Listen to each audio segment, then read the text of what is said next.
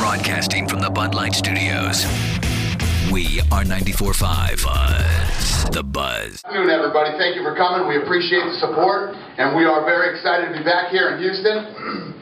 Just a few points I got to hit. Tickets are on sale this Friday here at the Toyota Center box office, and also when we come down here, the UFC Fan Expo will be here, and it's October 7th and 8th at the George Brown Convention Center.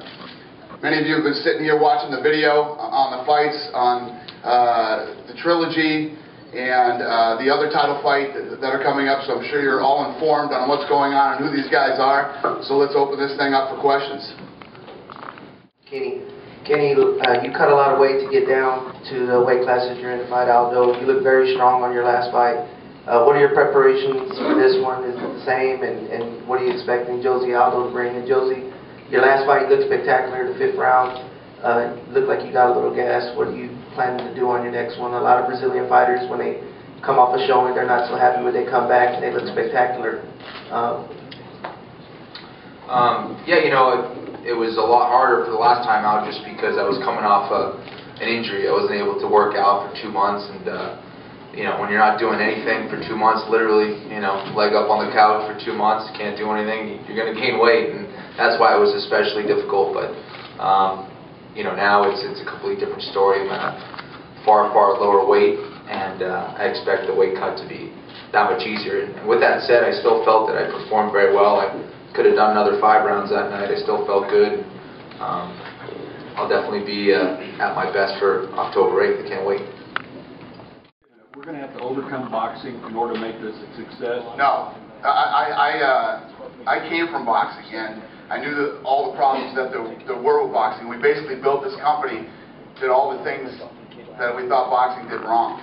And boxing and the UFC can coexist. I don't hate boxing. I'm not saying bad things about boxing. I'm a boxing fan. But, you know, they have a lot of problems that need to be fixed, and probably won't be anytime soon. And the other thing, Dan, is how do you know, the perception is you don't have a lot of politics going on. You get the best fighters that get together, as opposed to the boxing politics. Can you address that? Well, that's the other thing that I feel that my job is. My job is to put on fights that people want to see. You know, the best example is this Floyd Mayweather and Manny Pacquiao fight. Mayweather refuses to take this fight. He won't fight Manny Pacquiao, and it's the fight that everybody wants to see. I want to see that fight.